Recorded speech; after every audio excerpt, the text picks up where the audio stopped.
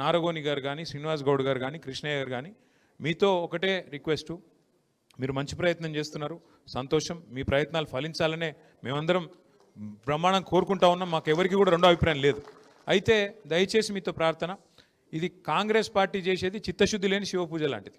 వాళ్ళకైతే చిత్తశుద్ధి లేదు, రాదు. రేవంత్ రెడ్డి గారి నాయకత్వంలో మాత్రం బీసీలకు న్యాయం ఎన్నటికీ జరగదు. ఇది వాస్తవం.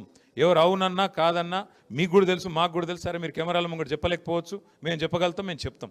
అయితే మీతో ప్రార్థన ఏంది అంటే, మీ అందరితో కూడా, మీరు ఎట్లయితే ఇవాళ మమ్మల్ని వచ్చి కలిసి మా మద్దతు కూడగొట్టే ప్రయత్నం చేస్తున్నారో, ముమ్మాటికి శాసనసభలో ఎట్లయితే మద్దతు చెప్పినామో, 10 ఏళ్ళు ప్రభుత్వంలో ఉన్నప్పుడు కేసీఆర్ గారి నాయకత్వంలో ఎట్లయితే బలహీన వర్గాల సంక్షేమం కోసం చిత్తశుద్ధితో ప్రయత్నం చేసినామో, కాంగ్రెస్ పార్టీ యొక్క మెడలు వంచేదాకా, బలహీన వర్గాలకు వాళ్ళు ఇచ్చిన ప్రతి మాట నిలబెట్టుకునేదాకా 1,00,000 కోట్లు ఇస్తామని చెప్పినారు 5 ఏళ్లలో. 2 ఏళ్ళు అయిపోయింది, 12,000 కోట్లు దాటలేదు. ఆ 12,000లో కూడా ఖర్చు చూస్తే మీరు లెక్క తీయండి దయచేసి, పెద్దలు ఉన్నారు. నాకు తెలిసి 8,000 కోట్లు కూడా దాటలేదు. 8,000 కోట్లు ఇప్పటికీ కూడా ఫీజు రీయింబర్స్మెంట్ బకాయిలు ఉన్నాయి. బలహీన వర్గాలకే సింహభాగం అందులో వస్తాయి.